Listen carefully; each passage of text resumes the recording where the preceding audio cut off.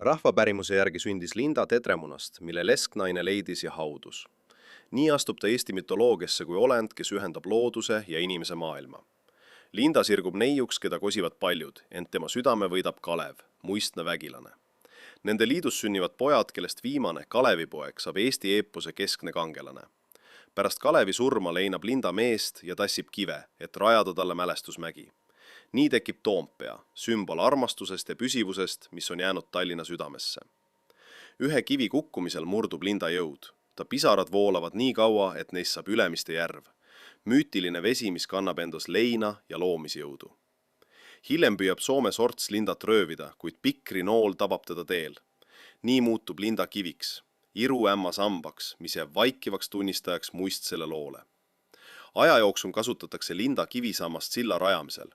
Nii kaob tema füüsiline jälg, kuid rahvapärimus hoiab mälestust elus. Kalevipoeg nimetab kindlust Lindanise, Linda järgi. Nini seostub hiljem linnaga, mille juured on müüdis ja mille tähendus on linnaline.